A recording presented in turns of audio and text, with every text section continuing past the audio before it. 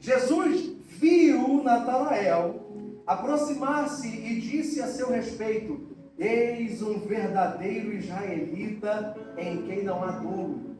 Perguntou-lhe então Natanael: de onde me conheces? Respondeu-lhe Jesus: antes de Filipe te chamar, eu te vi quando estavas debaixo da figueira. Então exclamou Natanael. Aí muda, né?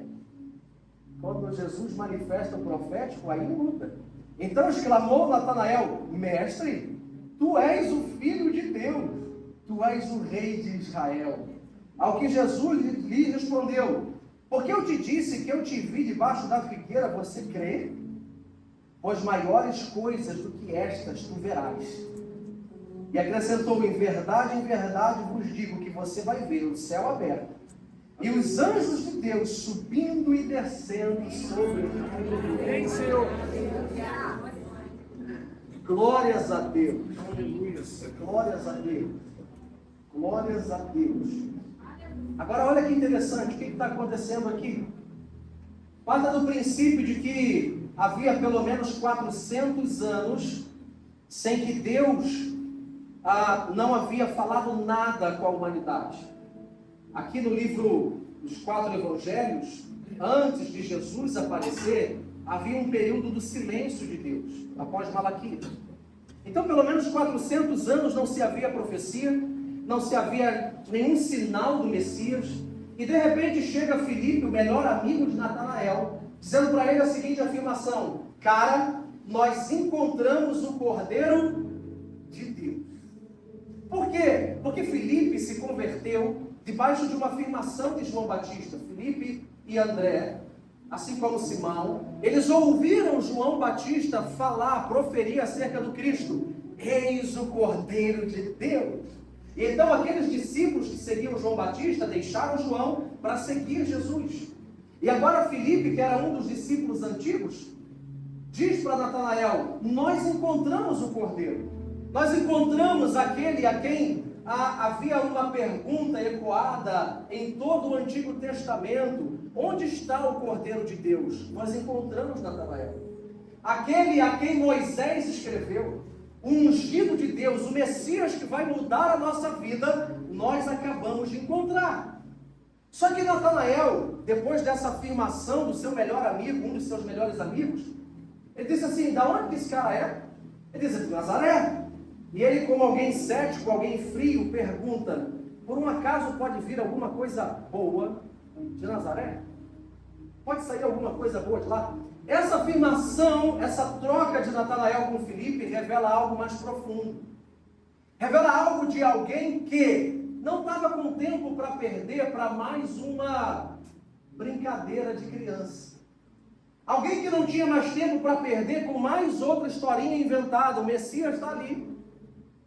Porque muitos, o Senhor Jesus disse, se levantarão no meu nome dizendo: eu sou ele, eu sou o Messias, eu sou um profeta. E Natanael é alguém cansado, que já tinha visto muitas coisas, e eu vou te provar ao longo da palavra o que eu estou dizendo. Alguém que estava cético com relação ao mover de Deus. Alguém que, quando você diz para esse alguém hoje, diz: Deus vai mudar a tua vida. E esse alguém já diz: será? Porque eu já vi tanta coisa, eu já vi em tanto culto, eu já fui em tanta conferência, e eu não sei se Deus ainda se lembra de mim. Mas o mais interessante é que pode passar o tempo, anos, meses, semanas, não importa quanto tempo. Pode também um homem estar esquecido nas águas do dilúvio, até que acontece aquele tempo em que a palavra diz: e lembrou-se o Senhor de Noé. E lembrou-se o Senhor. Então existem momentos em que parece que as coisas não têm jeito para mudar. Eu não sei se você já sentiu isso. Parece que a chave não vai virar. Parece que o carro só aperta. Parece que as coisas só estão complicando a cada semana. Parece que vem uma angústia, que a impressão que você tem no teu espírito é que você está dando passos para dentro do Getsemane, no lugar da prensa. E nesse passo que você está dando para dentro do Getsemane, nem Pedro, nem Tiago, nem João vai com você. Até os amigos ficam do lado de fora. Parece que você entra sozinho. E aí, a única coisa que acontece é que o Espírito de Deus começa a te apertar. Uma angústia por dentro. coisas que você não consegue resolver, coisas que parece que você não consegue dar conta, que a força é pouca, e quase que você diz: Deus, eu não suporto, eu estou desfalecendo. Mas, é nesse momento em que o Senhor nos leva, às vezes, no nosso auge, em que o Senhor nos leva no nosso limite, no nosso máximo, que Ele prepara um cenário para manifestar a sua graça, o seu poder, o seu profético, para que você entenda que aquilo que Jesus vai fazer e está fazendo não depende de você, não depende do teu diploma, da tua faculdade, do quanto dinheiro você pensou que iria ter agora com esses anos de vida que você tem, mas depende unicamente do chamado dele na sua vida, da misericórdia dele na sua vida, da graça dele na sua vida. Não depende do que você pode fazer. Na verdade, eu e você não podemos fazer nada a não ser nos rendermos ao Senhor. Natanael diz: pode vir alguma coisa boa de lá? Pode sair alguma coisa boa? Será que o que você está falando agora pode de fato mudar a minha vida? Natanael pergunta. E qual foi a resposta de Filipe? Vem e vê. Agora, o interessante é que Natanael vai, mesmo frio, mesmo cético, mesmo sem acreditar muito, mesmo achando que talvez era mais uma história para boi dormir, ele dá o primeiro passo junto com Filipe em direção a ir e ver o que Filipe estava falando. Agora, a boa notícia é que Jesus só precisa de um primeiro passo seu. Jesus só precisa de um primeiro passo seu em direção a Ele, vindo frio mesmo, vindo cético mesmo, vindo numa fase difícil mesmo, vindo chorando mesmo, vem chorando mesmo, porque a palavra do Senhor diz que aquele que vai plantando e chorando enquanto semeia, vai voltar como?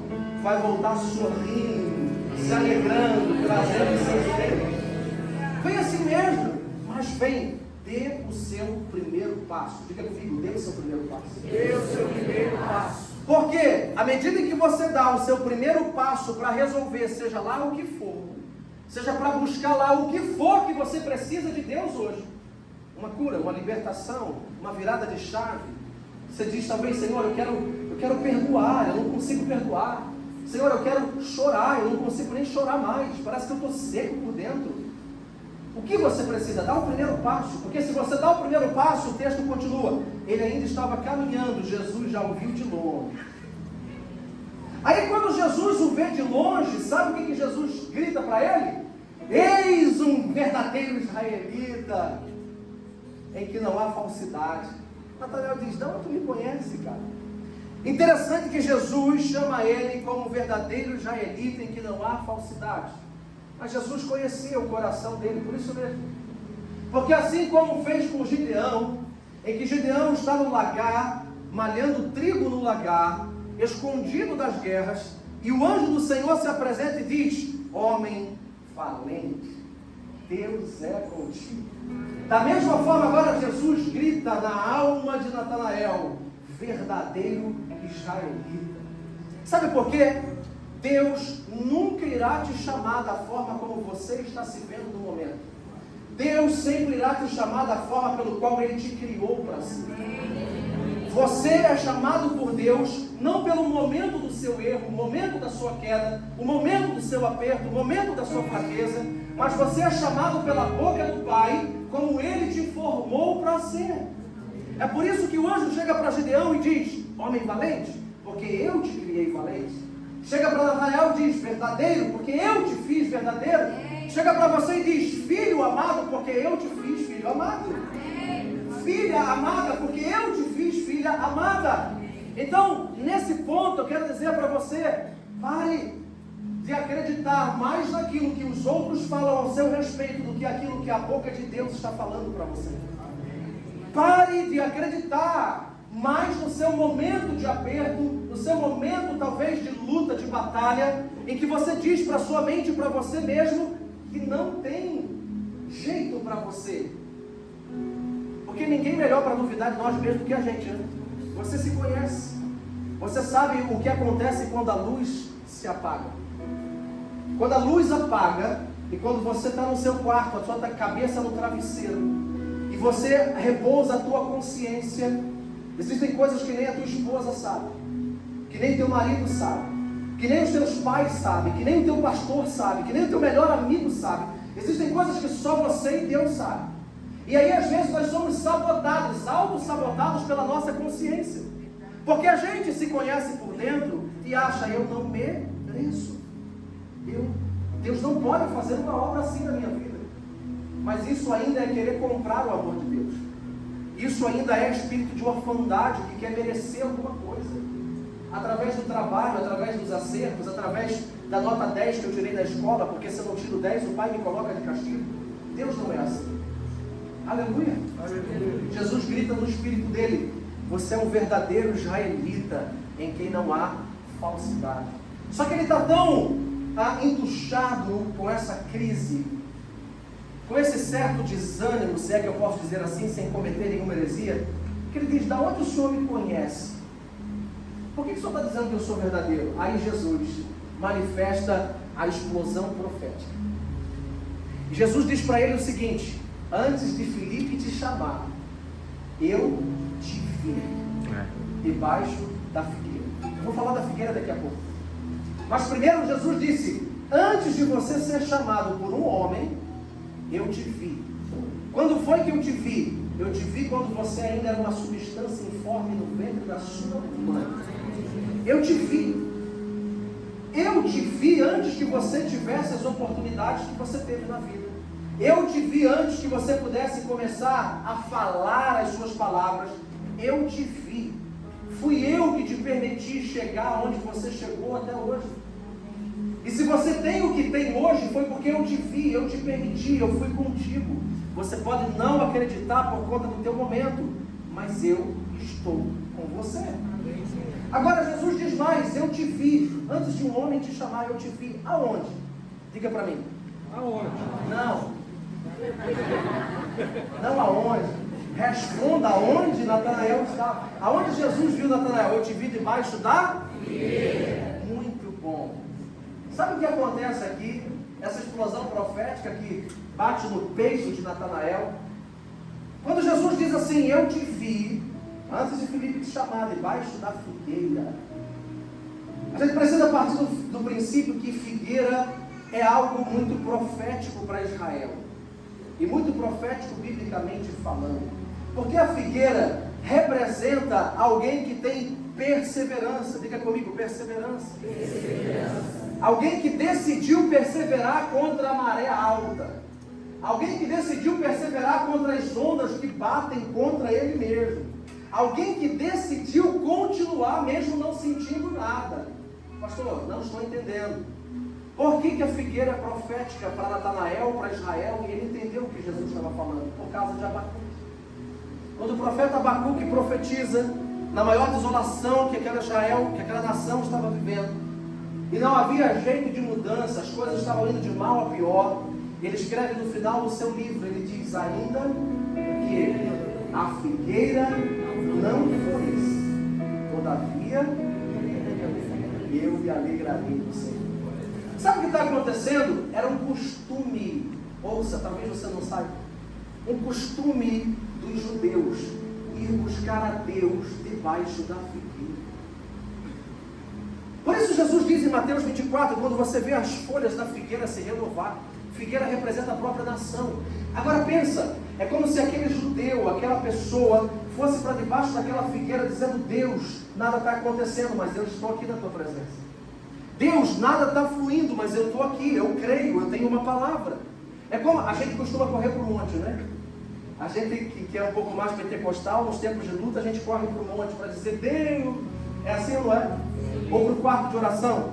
Os judeus corriam para debaixo da figueira. Senhor, lembra da tua palavra. Senhor, lembra da tua promessa. Senhor, eu estou aqui. Por que você acha que Jesus encontrou Zaqueu numa figueira? Lembra Lucas 19, quando Jesus está pregando e uma grande multidão está ali apertando? Zaqueu não conseguia ver Jesus porque era de baixa estatura, igual o Macon, pequenininho, não conseguia ver Jesus. Aí Zaqueu subiu aonde? Numa? No meio da pregação, Jesus para, olha para cima e diz: Zaqueu, desce daí, que hoje vai ter salvação. Aleluia! Agora entenda, Por que figueira representa uma situação de perseverança contra os prognósticos?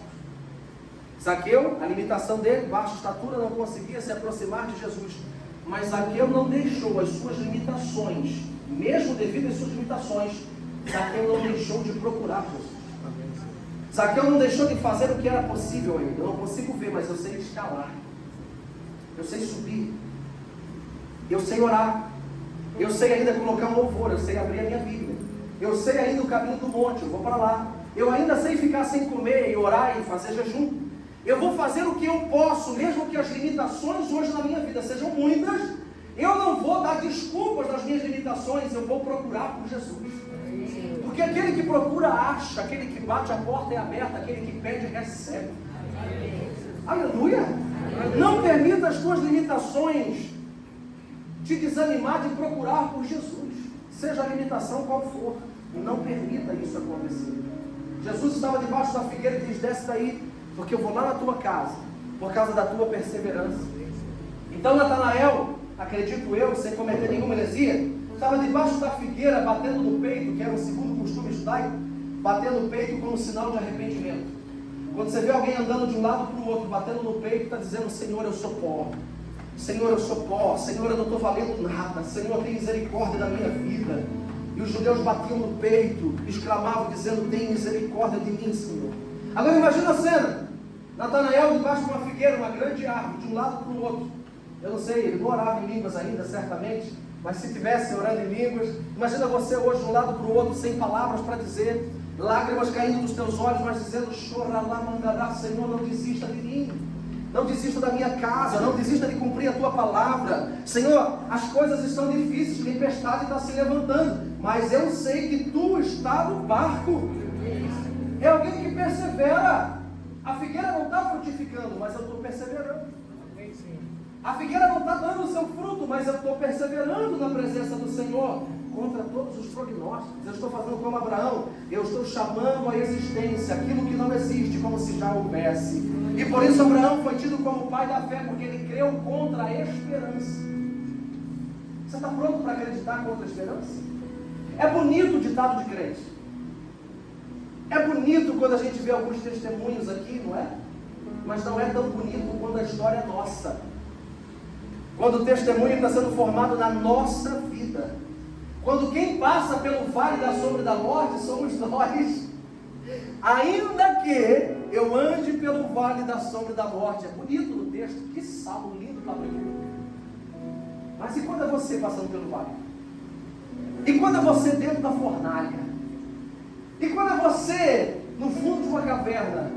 Dizendo: parece que ninguém me nota. Meu Deus, parece que eu sumi do mapa, literalmente, mapa. Parece que Senhor! Mas é alguém que continua perseverando debaixo da figueira. Até que Jesus para tudo, uma explosão profética, e diz: eu te vi. Sabe a boa notícia que eu tenho para dizer para você nessa noite? Todos vocês que estão aqui, todos vocês que tiraram um tempo para vir nessa noite fria aqui no culto, Jesus está dizendo para você: eu te vi. Não, você ainda não entendeu. Eu vi o seu processo. Eu vi de perto a sua perseverança. Eu te achei antes que algum homem falasse com você. Eu te vi. E eu estou me aproximando, diz o Senhor. Eu estou contigo, diz o Senhor. Eu te tomo pela tua mão direita, diz o Senhor. Não tenha medo. Eu te vi. Se eu te vi, significa eu estou perto.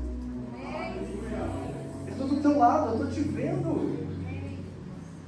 Ah, meu Deus. Eu te vi, Natanael. Eu vi quando você teve que passar por noite sem dormir. Eu vi quando você teve que crer, quando ninguém mais acreditou.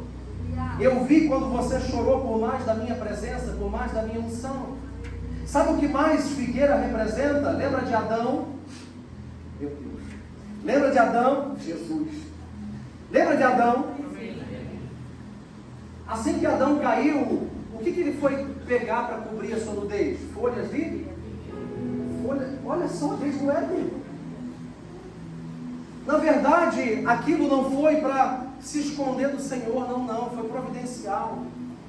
Lógico, depois o Senhor matou o cordeiro mas havia graça. Folhas de figueira, sabe o que representa? Eu te vi, inclusive, quando você não teve força e você caiu. Eu te vi. Não como quem te viu para te condenar, mas eu te vi com a minha graça para te perdoar. Eu te vi. Eu não vou jogar a nossa história, ouça-me como se fosse Jesus falando para você. Eu não vou jogar a nossa história fora por conta do teu tropeço. Eu não vou te descartar do ministério por conta do teu tropeço, por conta de coisas que nem você sabe explicar para você mesmo. Eu tenho graça para te cobrir. Eu tenho graça para te perdoar. Folhas de figueira, depois de alguém que cai, Adão não é um bom exemplo para nós. Mas hoje nós temos um Cordeiro de Deus que tira o pecado do mundo, que nos faz perseverar, mesmo em dias difíceis. E não é, eu sei, você precisa ouvir da minha boca e da boca de Jesus. Eu sei que você me ama. Eu sei que você erra, não é porque você não me ama. Porque você já orou e disse para mim, Jesus, eu te amo, mas eu não consigo parar com isso. Por isso existe uma explosão profética da capacitação do Senhor. E um toque de Jesus numa noite como essa te dá força para romper com as amarras do pecado, da transgressão, da iniquidade. 1 minuto com Jesus faz você mudar de vida. Porque foi isso que aconteceu. Natanael chega como frio, cético, desesperançoso, porém perseverando debaixo da figueira. Pegou até aqui? Mas ele estava frio. Mas 1 minuto com Jesus fez ele mudar completamente de ideia. Um toque. Bastou Jesus falar, cara, eu te vi debaixo da figueira. Ele disse, tu és o rei de Israel. O que será que Natanael estava orando debaixo da figueira? O que será o que ele estava rasgando o coração para o Senhor? Seja lá o que for, Jesus disse, eu te vi. Eu contemplei o teu coração, eu contemplei a tua humildade, a tua perseverança. 1 minuto mudou a vida dele. Agora olha que Jesus fala para ele, não acaba aí. Natanael, eu não vou apenas te dar força para continuar. Sabe o que vai acontecer agora? Jesus disse, você está crendo? Porque eu te disse que te vi debaixo da figueira? Porém eu te digo mais, você ainda vai ver coisas maiores. Porque você vai ver, Natanael, o céu aberto, e você vai ver agora anjos subindo e descendo sobre o Filho do Homem. Agora, o que essa passagem que Jesus está falando para Natanael te lembra? Lembra você de alguma coisa? Anjos subindo e descendo sobre o Filho do Homem. Te lembra alguma coisa? Gênesis capítulo 28. Uma outra pessoa viu lá no Antigo Testamento anjos subindo e descendo. Quando foi? Gênesis capítulo 28, versos número 10. Olha o que o Senhor vai fazer com vocês. Partiu Jacó de Berseba e seguiu para Harã. Ele foi para onde? Mesmo lugar que Abrão, ou que o pai de Abrão Terá perdeu o seu filho. Harã, um lugar de dor, um lugar de ferida, um lugar de um passado não resolvido. Jacó está lá agora. E lá nesse lugar, tendo chegado a certo lugar, ali passou a noite, pois já era o sol posto. Tomou uma das pedras, o cara só tinha uma pedra para poder fazer de travesseiro. Tomou uma das pedras do lugar e fê-la de seu travesseiro, e se deitou ali mesmo para dormir. E sonhou. Eis posta na terra uma escada, cujo topo atingia o céu, e os anjos de Deus subiam e desciam por ela. Perto dele estava o Senhor. Perto dele estava o Senhor. E lhe disse, eu sou o Senhor, Deus de Abraão teu pai, e Deus de Isaque. A terra em que agora estás deitado, eu te darei, a ti, a tua descendência. A tua descendência será como o pó da terra. Estender-te-ás para o oriente e para o ocidente, para o norte e para o sul. Em ti e na tua descendência serão abençoadas todas as famílias da terra. Eis que eu estou contigo, e te guardarei por onde quer que fores, e te farei voltar a esta terra, porque eu não te desampararei, até cumprir eu aquilo que te hei falado. Despertado Jacó do seu sono, ele disse consigo mesmo, na verdade, o Senhor está nesse lugar e eu não sabia. E temendo disse: quão temível é este lugar! Certamente é Betel, a casa de Deus, a porta dos céus. Algo acontece quando Jacó desperta. E eu não estou me esquecendo do que eu falei de Natanael. Calma, agora você vai entender.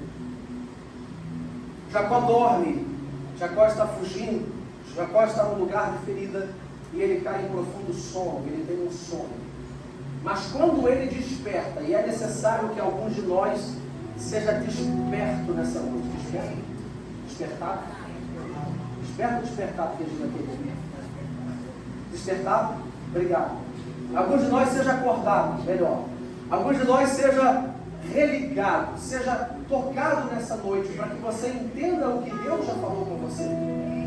O Senhor estava com Jacó, mas ele não tinha capacidade de perceber. Porque ele estava como quem tinha os olhos pesados, quem estava cego e era incapaz de perceber o que Deus estava fazendo. Era incapaz de perceber que Deus o estava construindo por dentro, mesmo apesar das lutas. Quando ele desperta do sono, ele diz: meu Deus, essa é Betel, essa só pode ser a casa do Senhor. O Senhor está aqui e eu não sabia. Agora, o que você faria de diferente na sua vida se você tivesse a consciência hoje de que Deus está na sua vida? Como você acordaria todos os dias? Ah, pastor, isso é bobeira. Não precisa nem perguntar. Não, mas às vezes a gente vive como se Deus não estivesse com a gente. A gente vive como se Deus não estivesse do nosso lado. Como se Ele estivesse jogando contra nós. Além de ter que aturar as acusações do diabo, nós caímos ainda em autossabotagem de achar que Deus está no outro time. E Deus não está contra você. Ele está dizendo: eu estou com você.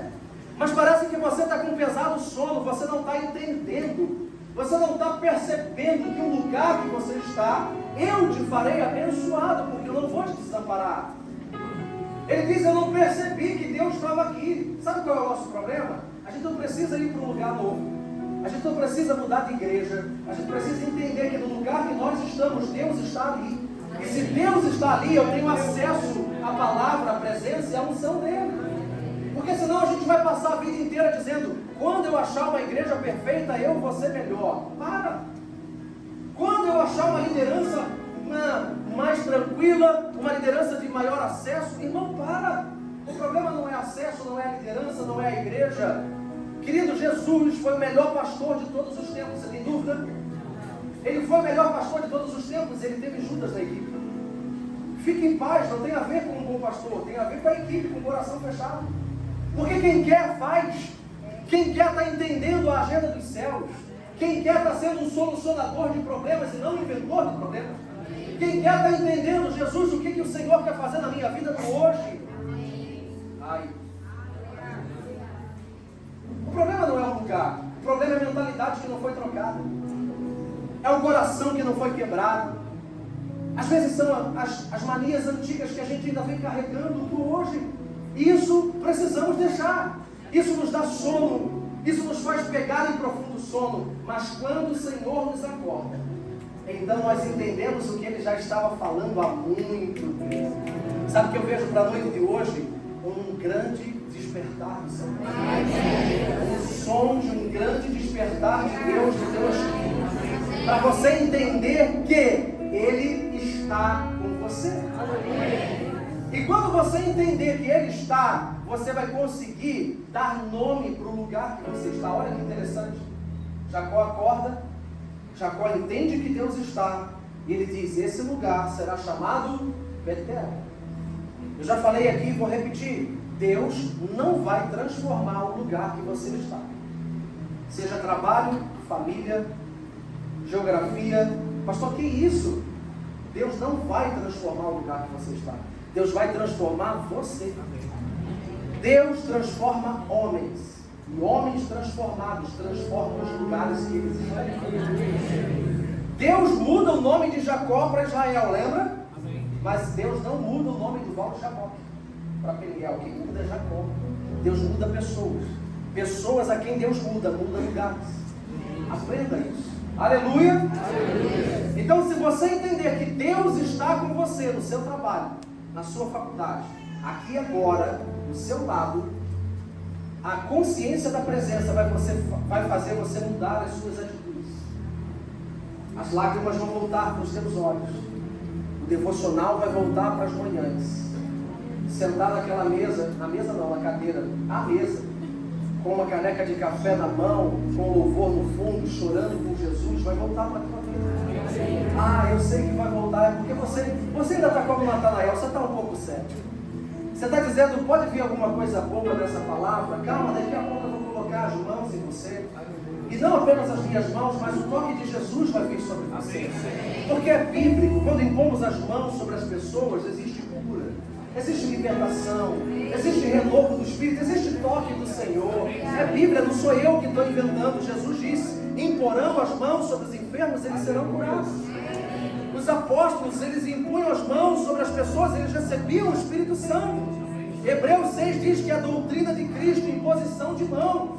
E quando impomos mãos, não é porque somos melhores ou especiais, é porque a doutrina da palavra impõe as mãos e algo vai acontecer. Independente de qual seja a tua necessidade hoje, Jesus está aqui. Aleluia. Agora olha que interessante, para a gente poder fechar. Tem ceia hoje? Ai, tá bom, não tem importância. Coisas maiores tu verás, Natanael. Tu verás o céu aberto. Quando Jesus diz, tu verás o céu aberto, sabe o que Jesus está falando? Eu vou tirar teus olhos da agenda da terra. Eu vou colocar os teus olhos para ver o céu aberto a partir de hoje. Seus olhos estão muito na terra, Natanael. O que comer, o que beber, o que vestir, o que comprar, conta, agenda de mamão. Mas eu vou tirar os teus olhos da terra. E eu vou colocar os teus olhos para você ver que os céus ainda estão abertos. E toda a glória está cheia, toda a glória. Toda a terra, a gente está muito doido já. Toda a terra está cheia da glória de Deus. Ah, mas está difícil. Calma, meu filho. Calma. Calma. Tira os teus olhos. Pedro, tira os teus olhos das ondas revoltas do mar. Pedro, você está afundando. Pedro, volta os teus olhos para mim. Eu também vejo um grito, uma mão e um grito, sabe? O grito de Jesus e a mão dele afundando assim dentro do mar, para resgatar todo o Pedro que afundou nessa noite. A gente gosta de água profética, você sabe disso. Volta os teus olhos para mim. Você vai ver o céu abrindo e os anjos de Deus subindo e descendo. Sabe o que é isso? Uma nova agenda, respostas. Você vai ver anjos subindo e descendo, toque fresco todos os dias. Anjo desce, toca você, volta com a tua adoração, toca você, volta com a tua adoração, toca você, anjo subindo, anjo descendo, tocando você todos os dias. Jesus vai renovar a sua fé. Existe um toque fresco para você a partir de hoje. Mas aí Jacó diz, como fazer isso? Como? Não tem como. Isso não se cumpriu nos dias de Jacó. Não tinha como, ainda estava debaixo da lei. Até que chega Natanael. E agora Jesus está falando para ele, não temas. Você vai ver céus abertos, a mesma coisa que falou para Jacó. E você vai ver os anjos de Deus subir e descer sobre a escada. Foi o que Jesus falou? Você vai ver os anjos subir e descer sobre o Filho do Homem. Em outras palavras, Jesus disse para Natanael, muito prazer, eu sou a escada de Jacó. Eu vou te ajudar a ter toque fresco através de mim todos os dias. Aquilo que a lei não foi capaz de fazer, aquilo que Jacó não conseguiu viver, aquilo que nem Moisés conseguiu, nem Moisés, você vai conseguir através do Filho do Homem, porque a minha graça te basta. Eu sei o que é ser homem de dores.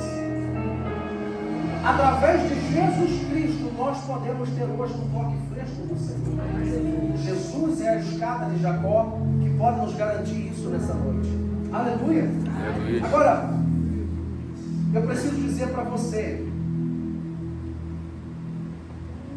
que nós precisamos desse toque fresco do Senhor. Que nós precisamos dessa nova agenda para a nossa vida. Tirar um pouco os nossos olhos da problemada que a gente está vivendo. E voltar a ser um homem de oração. E voltar a ser uma mulher de oração. E voltar a ser filho de Deus. Eu ouvi uma coisa nessa semana que eu guardei no meu coração. Um dos gringos estava ministrando. E os gringos estão pegando fogo. Os americanos, os mexicanos estão pegando fogo lá naquele lugar. E o CEO da Iris Global, da Reid Baker, eu esqueci o nome dele, estava ministrando para nós essa semana. E ele disse o seguinte, que quando ele esteve com um outro grande homem de Deus pelo mundo, esse homem de Deus disse o seguinte: a tua geração não tem dificuldade, a geração mais nova, a atual geração não tem dificuldade de ser amado por Deus. Lindo. Não tem dificuldade, o maior desafio da atual geração, desculpa o neurônio cansado, tá? Você me perdoa? Obrigado. O desafio da atual geração não é amar a Deus. O maior desafio não é amar a Deus. Ele disse que ele ficou surpreso com isso. Porque é óbvio, a gente tem que amar a Deus. Ele disse, não tem. Na verdade tem, mas esse não é o maior desafio. O maior desafio da atual geração é ser amado por Deus. É receber o amor de Deus. Porque parece que a gente inventa cada dia uma coisa para merecer o amor de Deus. Então o nosso maior desafio não é amá-lo, é receber o amor de Deus. É saber que Ele está cuidando. É saber que Ele não se esqueceu. É saber que Ele está. Mesmo quando as coisas não saem do jeito que você gosta. Aleluia. Eu quero orar com você nessa noite de uma forma prática, de uma forma precisa. Eu quero gastar esses minutos que nós temos. Eu não sei como é que a gente vai fazer com Santa Ceia. Se não der para ministrar a Santa Ceia hoje, algum ministro faz aí semana que vem, durante a semana. Vocês se viram, irmão? Se não der por causa do horário, mas vai dar, eu acho que vai dar sim. Vamos fazer a Santa Ceia primeiro? Melhor, né? A gente faz a Santa Ceia, depois a gente mergulha um pouquinho na presença. Pode ser assim? Amém. Eu quero fazer uma primeira oração enquanto os diáconos vão trazer a Santa Ceia. Pode trazer, por favor, a Santa Ceia. Mas sentado mesmo, guarde suas coisas, sentado mesmo. Eu quero fazer uma primeira oração. Feche os teus olhos. Coloque diante do Senhor o que você entendeu agora com essa palavra, com essa ministração. O que Jesus precisa liberar dentro do teu coração agora. Possa ser que você esteja passando uma das fases de Natanael. Possa ser que você esteja hoje debaixo de uma figueira, tendo que perseverar, mesmo não vendo fruto, mesmo não tendo fruto, mesmo não vendo nada acontecer, mesmo parecendo que você está numa estação de outono, onde as folhas estão caindo. Fale com Jesus agora. Se você está com vergonha de falar um pouco mais alto por conta de alguém que está do teu lado, faz aquelas palavras, aquele sussurro, sabe? Onde só o Espírito te ouve. Há uma graça de Jesus aqui. Balbucie algumas palavras para o Senhor. Sussurra. Pastor, ele vai ouvir o meu sussurro? Ele já te viu antes de alguém te chamar. Sussurra para ele algumas palavras de amor, algumas palavras de adoração, algumas palavras de gratidão. Pastor, eu estou cansado. Fala para ele: Deus, eu estou cansado. Jesus, eu estou cansado, mas eu não quero deixar que o meu cansaço me roube. Toca-me, Senhor. Toca-me, Senhor. Fala com ele. Você vai ter alguns minutos para falar com o Senhor nessa noite. Não precisa cantar, você só precisa agora dar as suas palavras ao